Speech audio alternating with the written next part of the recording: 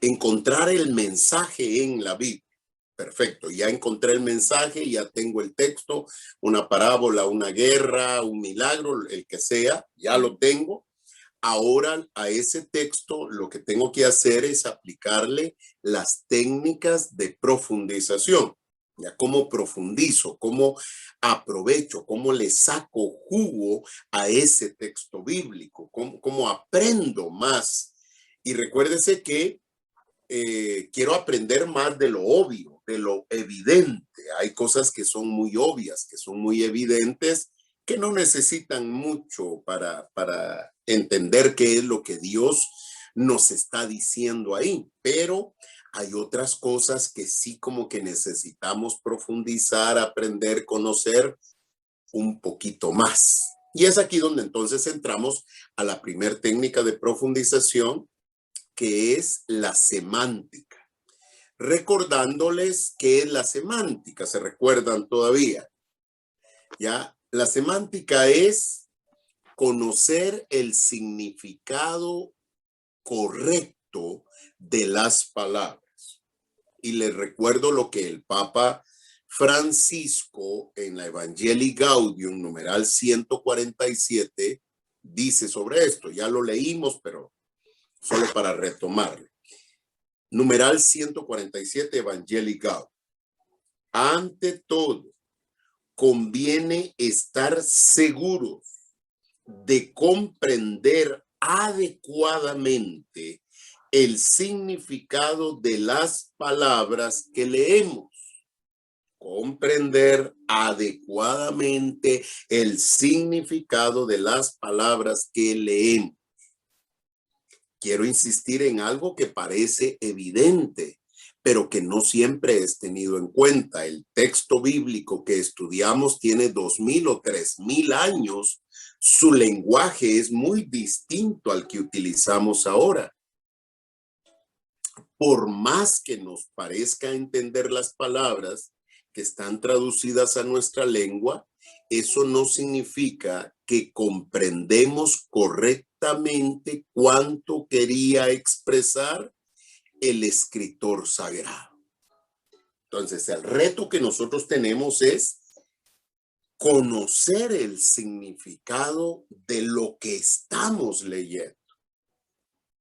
¿Se recuerdan del etíope que había hecho una peregrinación a Jerusalén, ya iba de regreso a Etiopía? Felipe lo alcanza, él venía leyendo al profeta Isaías y Felipe le hace una pregunta. ¿Entiendes lo que lees? Esa pregunta. ¿Entiendes lo que lees?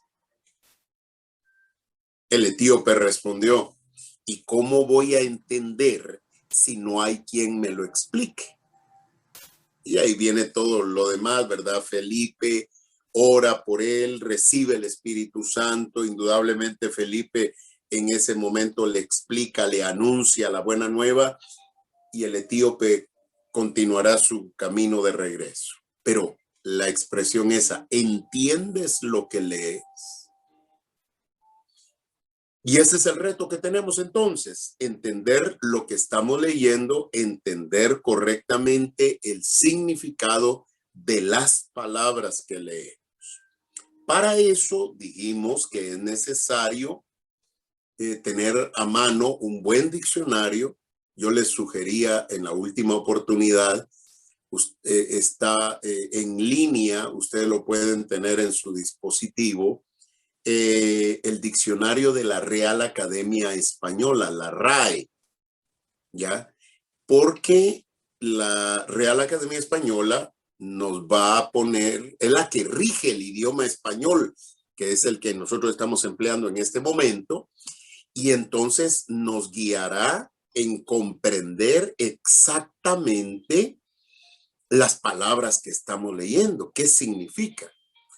Creo que les hice hincapié también que hay que tener cuidado con los diccionarios que algunos ponen el uso que se le da a la palabra y no siempre el significado de la palabra.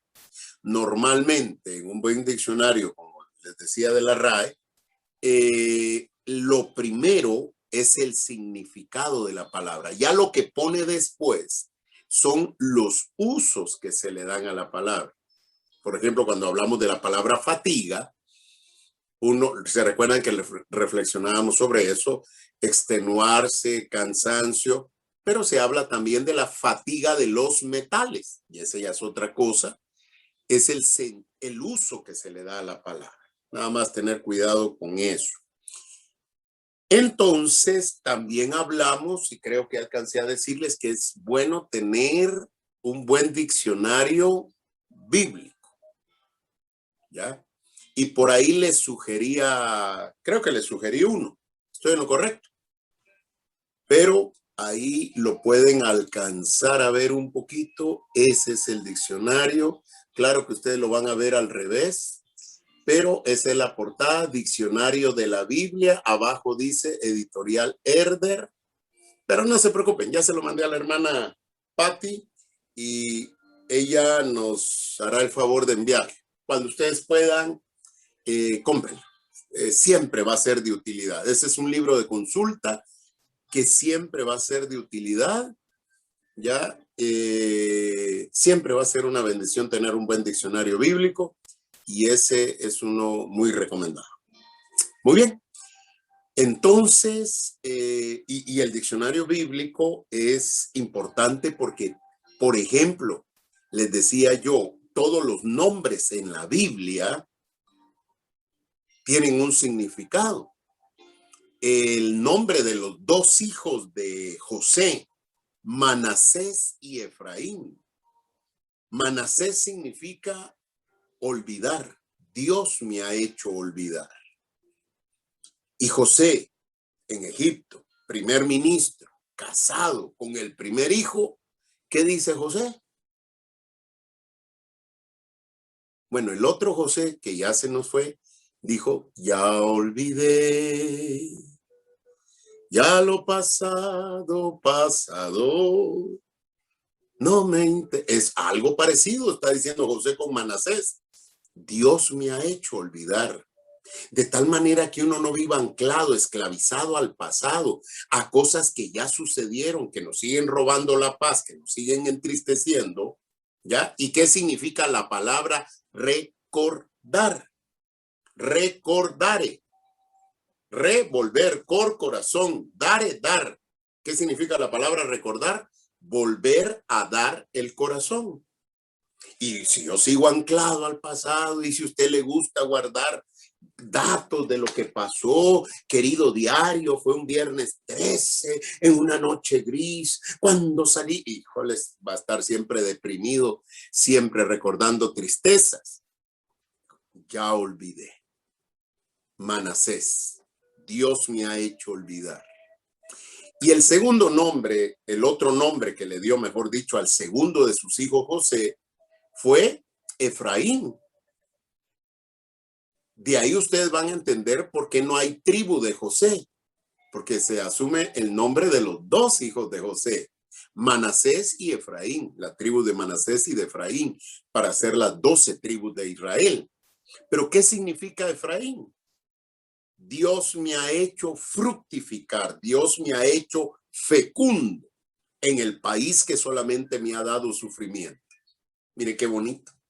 Dar fruto, no donde todo está bien, no, dar fruto ahí donde recibimos malos tratos, donde sufrimos, donde no tenemos lo mejor, sea fructífero. Y José está hablando de haber sido esclavo, de haber estado preso, y ahora es un hombre que es de bendición para ese país que solo le dio esclavitud y cárcel. A mí me gusta mucho ese nombre, Efraín. Y no sé si es porque yo me llamo Pedro Efraín. Ya si será por eso que me gusta mucho, pero me gusta más cuando sé el significado de ese nombre. ¿Ya? Ahí les dejo como dato curioso. Averigüen qué significa su nombre. ¿Ya? Porque de repente algunos no han tomado la molestia y dice que en la Biblia el nombre de una persona no solamente servía para diferenciar a Pedro de Juan, sino que los nombres en la Biblia, y por eso tienen sentido, significan la naturaleza de la persona. O sea, un nombre bíblico determinaba la naturaleza de la persona. Por eso es tan importante el nombre y los nombres, y volvemos al punto de un diccionario en la Biblia.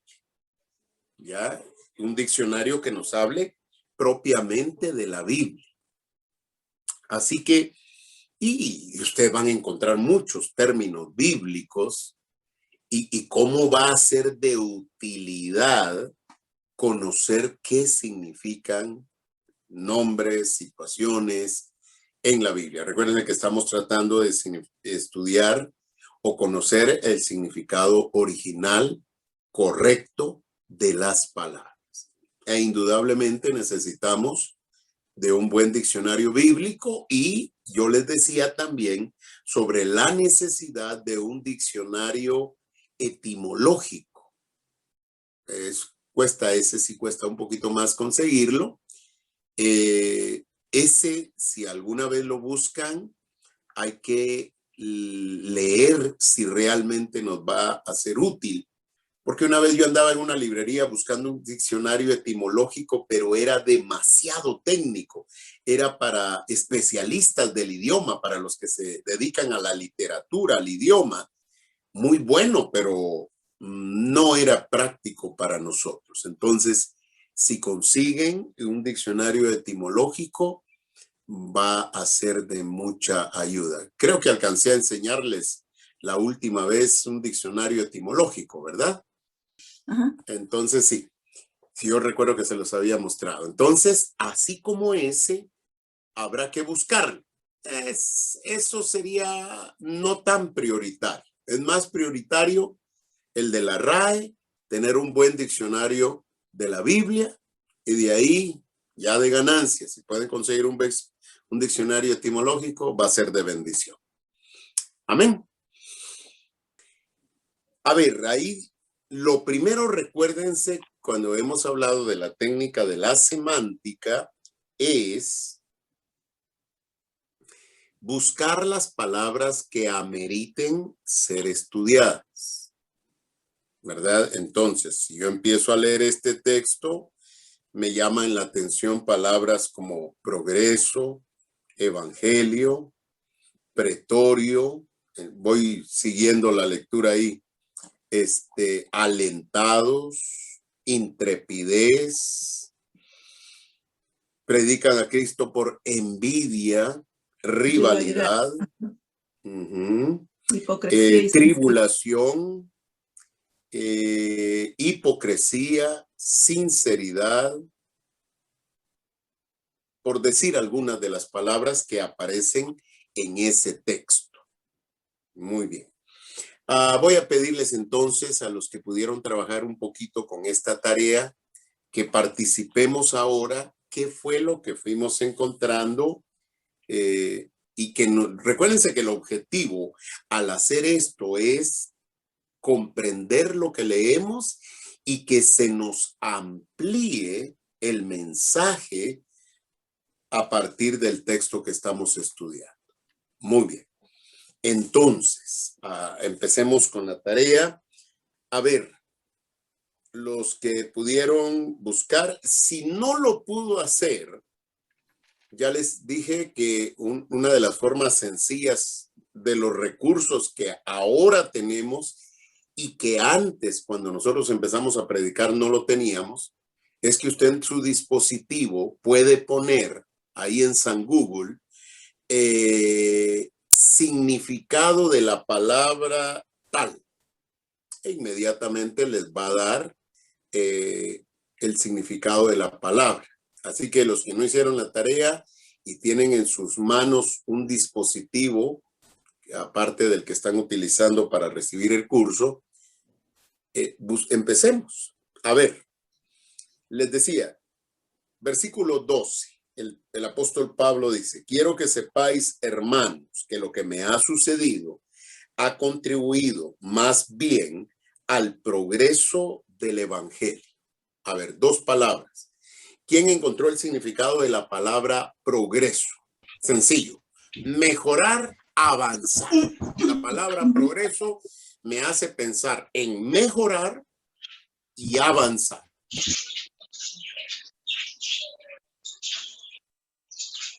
Muy bien, quedémonos con eso. La palabra progreso viene del latín progressus, que significa dar pasos hacia adelante. Entonces ahí es donde comprendemos estas dos cosas que nos han indicado los hermanos: mejorar, avanzar, dar pasos hacia adelante. Y entonces el apóstol Pablo dice: lo que me ha sucedido, estar en la cárcel, haber sido arrestado, estar en la cárcel, lo que me ha sucedido, dice, ha contribuido ¿a qué? A que el evangelio avance, a que la palabra siga hacia adelante, a que se mejore en la predicación del evangelio. Como quien dice, Pablo está diciendo como que el no estar afuera, estar en una cárcel, ha hecho más bien, en lugar de que el evangelio se quedara rezagado, retenido, más bien ha permitido que el evangelio siga adelante. Perfecto, pasémonos a la otra palabra.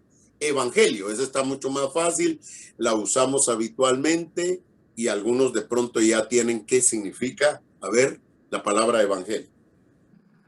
Buena nueva, mensaje feliz, ángel mensajero, ya que trae noticias de bien. Ya, perfecto. ¿Qué significa evangelio? Buena nueva, buena noticia, llevar un mensaje de bien. Y entonces, ya unificando las dos palabras, el apóstol dice: lo que me ha sucedido es para que este mensaje de bien, esta buena noticia, siga adelante, siga creciendo, siga dando pasos hacia adelante. Muy bien, vamos bien. Sigamos. Eso es solo para comprender el versículo 12. Ahora en el versículo 13 dice, algunas traducciones de la Biblia simplifican algunas cosas, ¿ya? Si ustedes están usando la Biblia de Jerusalén,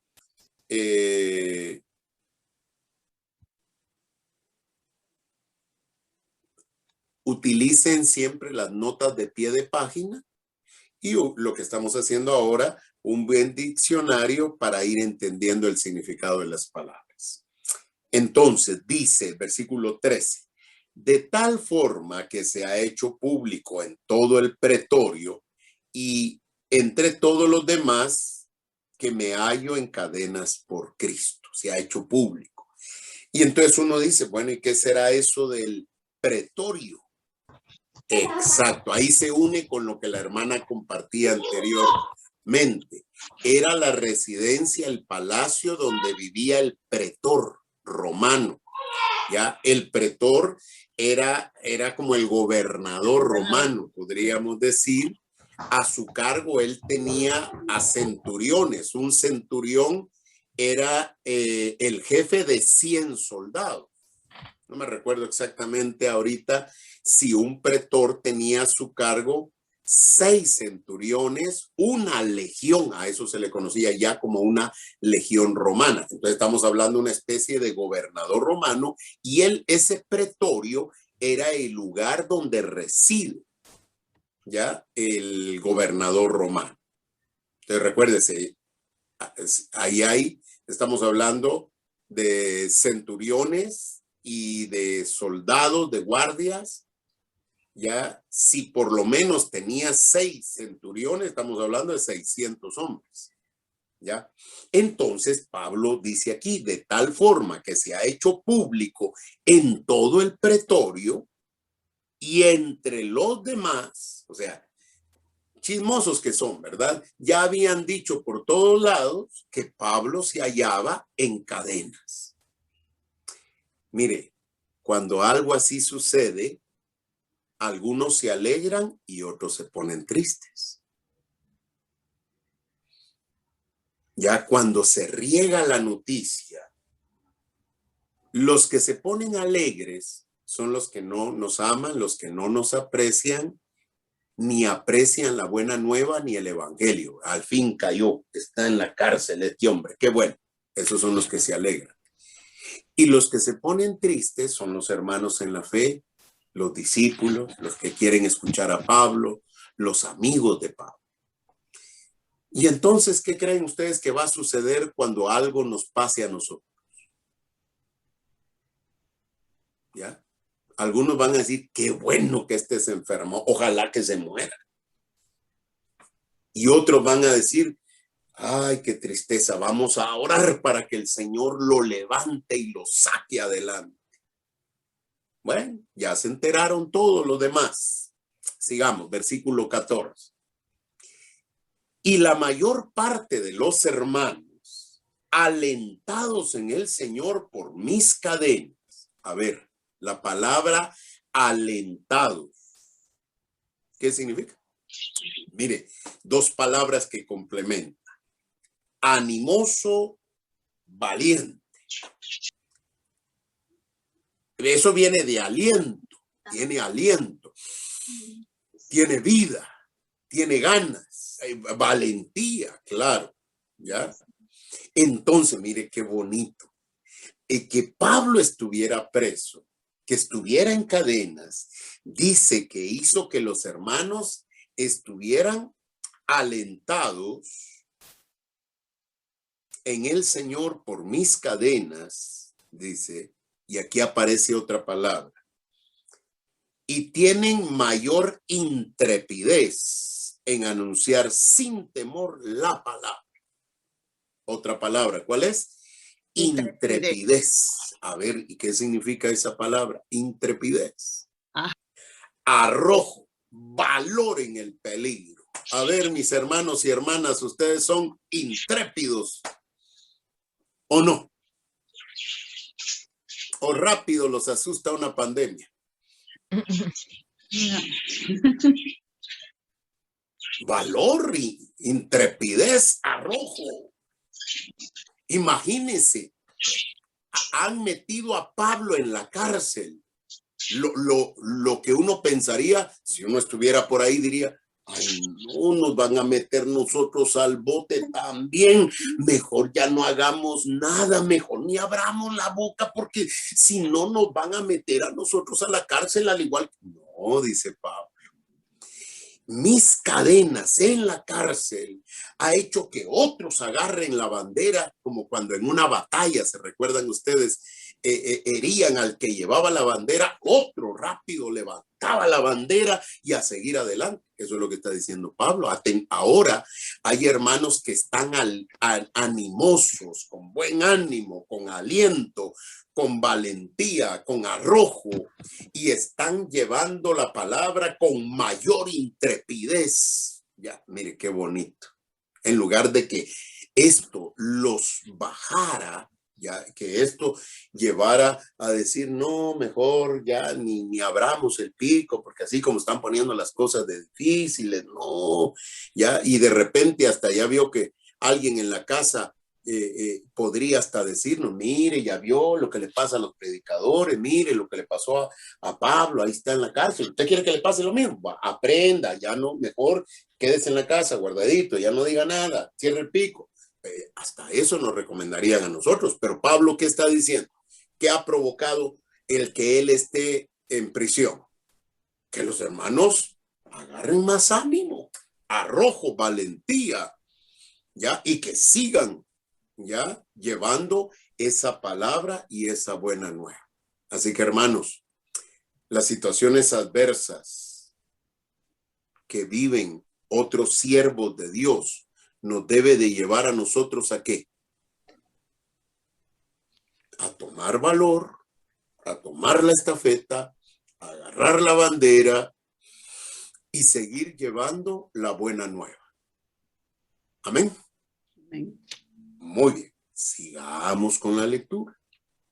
Dice después, versículo 15, es cierto que algunos predican a Cristo por envidia y rivalidad. Dos palabras, mire.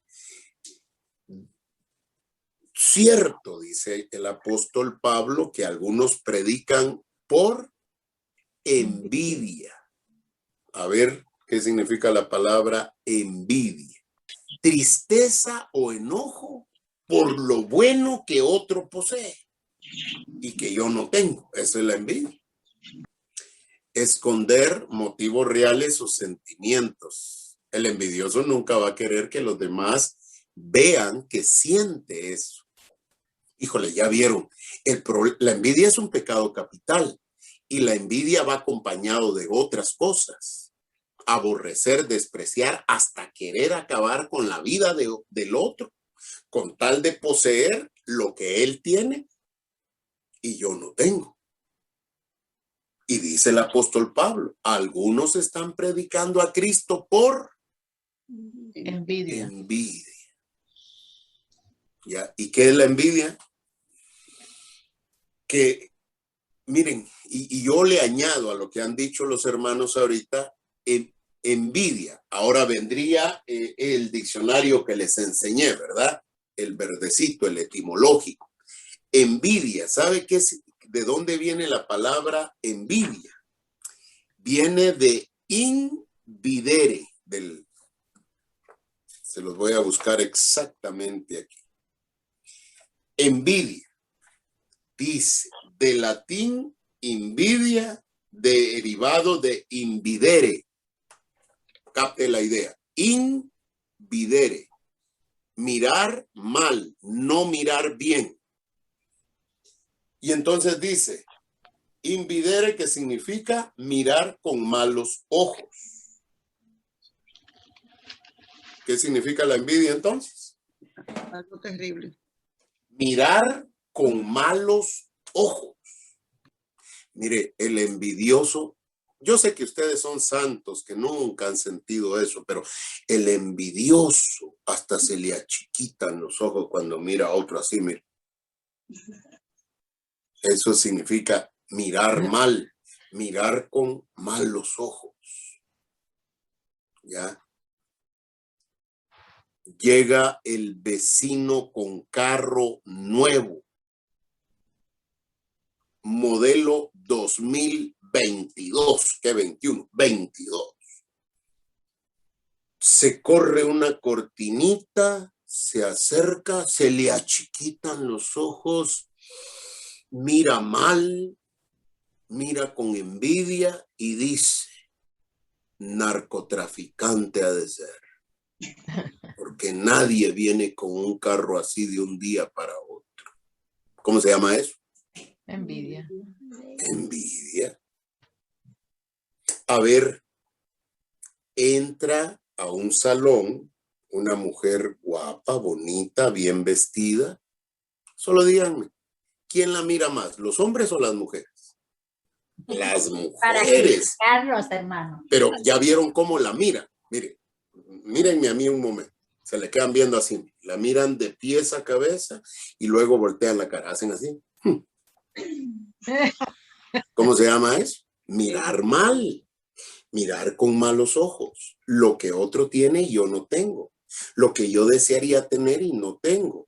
Y me dan ganas hasta de meterle zancadilla. Y si esa muchacha guapa, bonita, se resbala y se da un somatón, la que la estaba viendo hasta se ríe así, mire.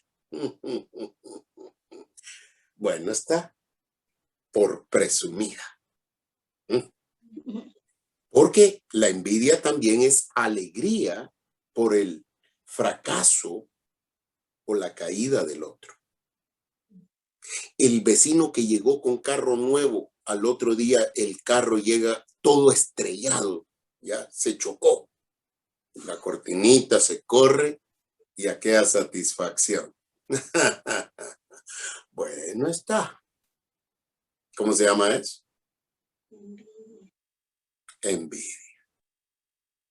Hágase la pregunta, predicadores, ¿será que nosotros predicamos por envidia? ¿Porque otros lo hacen? A veces envidiamos el carisma que otro tiene. ¿Se recuerdan que hablamos de esto? No, con ustedes no hablé de esto, perdonen, es en otra experiencia. Pero cuando Pablo llega a un lugar, dice que todo el pueblo se reunió. ¿Y sabe qué sintieron los judíos? Envidia. Quién sabe cuánta gente llegaba a sus sinagogas, pero cuando Pablo llegó, todo el pueblo se congregó para escuchar a Pablo. ¿Qué sintieron? Envidia. Imagínense que yo siento envidia porque otro hermano predica, Dios lo usa y la gente lo quiere escuchar. No, es que a él porque siempre lo ayudan, como es amigo del coordinador, como tiene cuello, decimos aquí en Guatemala. Pues sí, claro, así, pero uno que es humilde y sencillo, que no tiene, que esos conectes, ¿quién lo apoya? Ay, hermano. ¿Cómo se llama eso? Envidia. Sane su corazón. Pídale a Dios, porque sentimos envidia por los carismas que otro tiene, por la manera como Dios utiliza a otro hermano. Y si ese hermano, recuérdese lo que leímos antes, y si ese hermano tiene un traspié o tiene aquello de que cae en la cárcel, y nosotros como quien dice, bueno, está. Envidia. Pasémonos a la otra palabra. ¿Y cuál era la otra palabra? Dice que algunos predican por envidia y otros. Rivalidad. Bueno, ¿qué significa la palabra rivalidad? Lucha entre dos o más entre sí por alcanzar lo mismo. La misma cosa, exacto. Otra vez hago la pregunta, predicadores, ¿y no será que nosotros estamos compitiendo? ¿Estamos predicando por rivalidad? ¿Por ver quién de nosotros es mejor? ¿O estoy realmente predicando a Jesús? ¿Ya? El apóstol está hablando, fíjese, dos cosas, ¿verdad? Aquellos que predican por envidia y aquellos que están predicando por rivalidad. Y si ustedes se dan cuenta, por algo está en la palabra y por algo un predicador como Pablo está hablando de otros que predican y cómo otros lo hacen por competir, como que fuera una competencia, a ver quién llega primero, quién alcanza más, a ver quién logra más aplausos o más lágrimas, ¿verdad? No, esto no es una competencia, ¿ya? Ni debo de ver a mi hermano como un rival, sino como mi hermano. Y recuérdese qué significaba la palabra evangelio. Y qué bueno, si hay más gente llevando buena nueva, buena noticia, mensajeros que llevan palabra de bien a quienes los escuchen. Muy bien, sigamos. Entonces dice, es cierto que algunos predican a Cristo por envidia y rivalidad.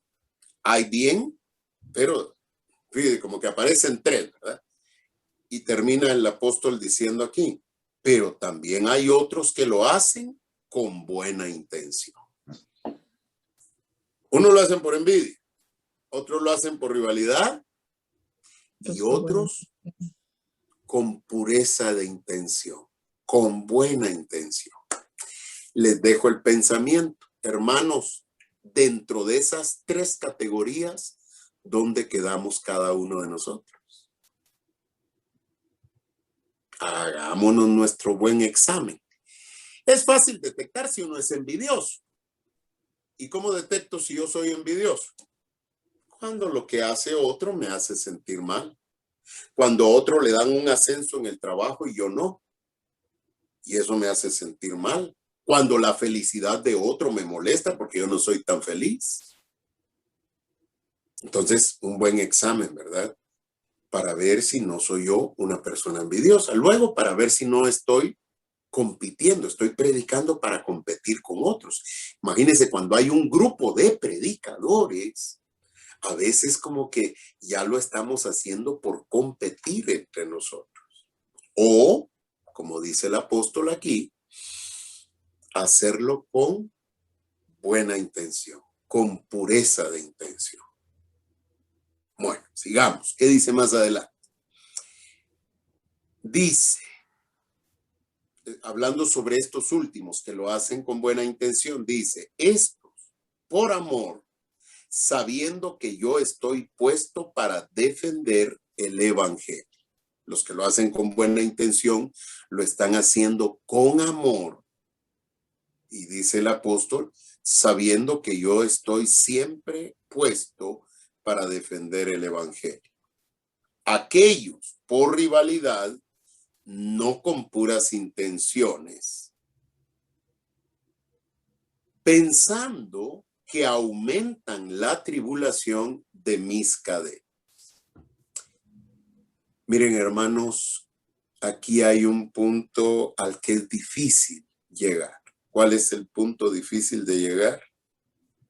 Conocer las verdaderas motivaciones, intenciones que hay en nuestro corazón. ¿Qué me mueve a mí? ¿Por qué le sirvo a Dios? ¿Por qué predico? ¿Predico porque me dan una ofrenda? ¿Predico por ganar reconocimientos, aplausos? ¿Predico para ser reconocido por los demás? ¿Predico para sobresalir? Solo nosotros podemos, con un buen examen de conciencia, descubrir las verdaderas, como dice Pablo, intenciones o motivaciones que hay en mi corazón. Dios nos dé la gracia de purificar, de sanar nuestras intenciones y que lo que hagamos, lo hagamos para gloria de Dios, para bien de los que nos escuchan, para bien de nuestra familia y para bien nuestro. Buenas intenciones. Mis hermanos, esa parte nadie puede llegar porque está en nuestro corazón. La pureza de intención. Pero como le estoy hablando a predicadores, tengan presente eso. ¿Ya? Pureza de intención. Yo no predico por ganar rating. No predico porque me den reconocimiento. No predico por agradecimientos. No predico para que los hermanos me vean. No. Predico porque Dios ha puesto en mi corazón llevar a esta buena nueva. Y como decía el Papa Francisco, si tan solo ayudo a una persona a vivir mejor, ya valió la pena mi ministerio. Amén. Pero no termina ahí todavía el texto. ¿Qué más sigue? Dice versículo 17, no, ya versículo 18. ¿Y qué dice el apóstol? Al fin y al cabo, con hipocresía o con sinceridad, Cristo es anunciado y eso me alegra y seguirá alegrando. Palabra de Dios, ahí termina el texto. Muy bien, otras dos palabras. Hipócrita y sinceridad o sincera. Es la persona que esconde sus intenciones y su verdadera personalidad. Haga de cuenta que pone una fachada, una máscara para que no vean quién es en realidad. Esconde su verdadera manera de ser. Falsedad, fingir y cosas que en realidad no tiene. Fingir. Fingir lo que en realidad no piensa y no siente. Hipócrita. ¿Se recuerdan que yo les hablé que algunas palabras tienen historia? Eso quiere decir que se han ido formando. Hipócrates era un dios mitológico que tenía dos caras, ¿ya? Dos caras. No es, hay un personaje en la historia griego que se llama Hipócrates, que se reconoce como el padre de la medicina. Pero aquí no estamos hablando de ese Hipócrates, sino de Hipócrates, un dios griego, creo que era mitológico, que tenía dos caras. ¿Ya? Dos caras. A los primeros que trabajaron en el teatro se les llamó hipócratas. ¿Por qué a los que trabajaban en el teatro se les llamó hipócratas? Porque personificaban un papel y en realidad era otra su persona o su manera de ser. Hipócratas, ¿ya? Fingen, ponen otra cara a lo que realmente son. Ya es un actor, alguien que está en el teatro. De ahí viene la palabra hipócrita. ¿Qué significa entonces? Como venían diciendo, el que esconde quién es en realidad o el que tiene dos caras.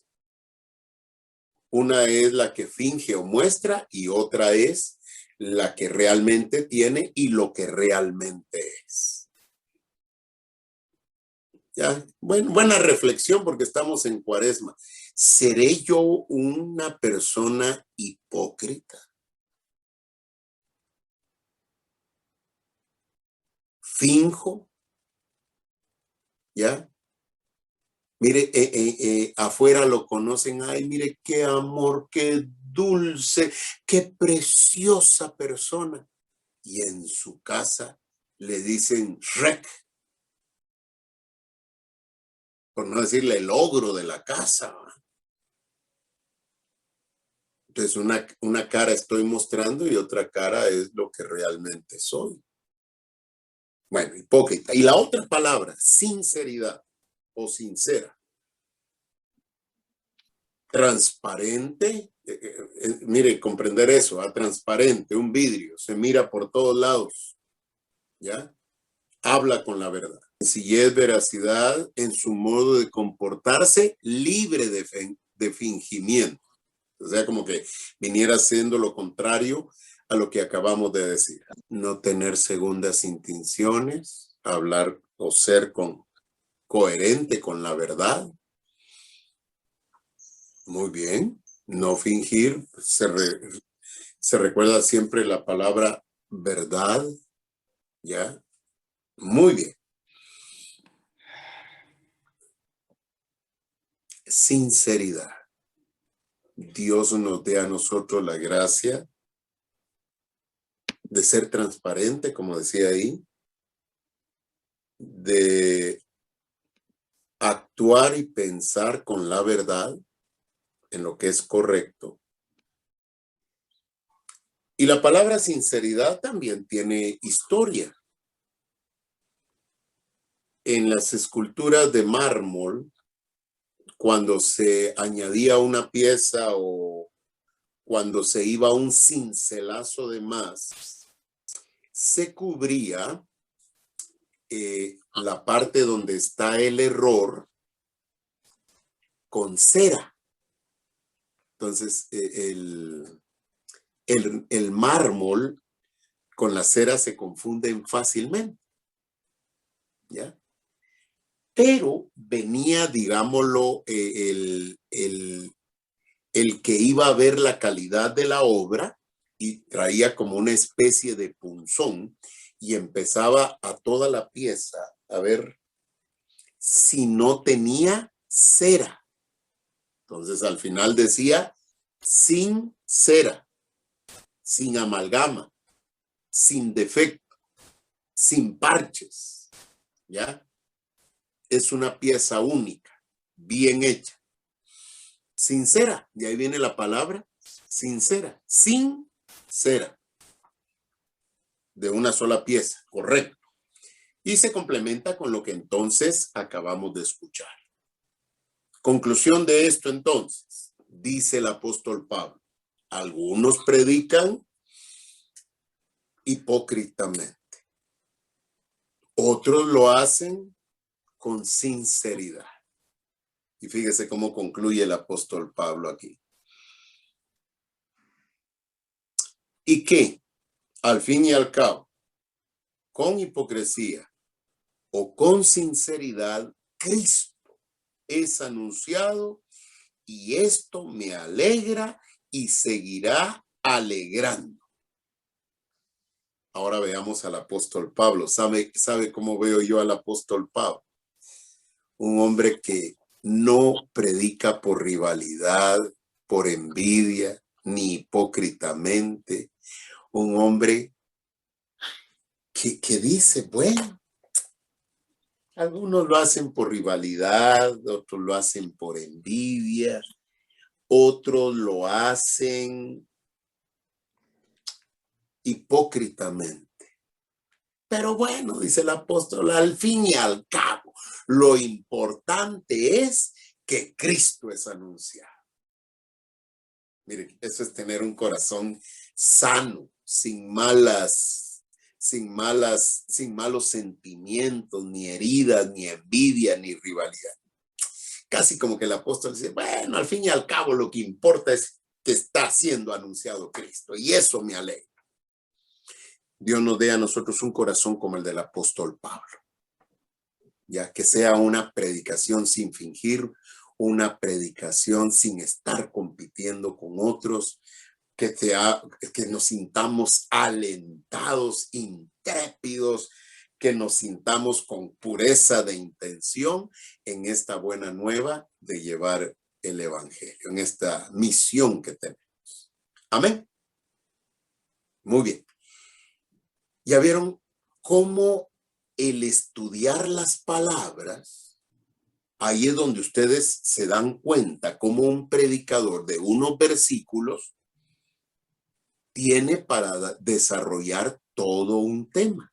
¿Qué hemos hecho? Semántica. Estudiar qué significan las palabras nos ayuda a comprender mejor el mensaje, nos amplía el mensaje y lo vamos a predicar, por supuesto, de mejor manera. Amén. Muy bien. 5 minutos para anuncio de nuestros patrocinadores, 5 minutos de descanso y en 5 minutos regresamos.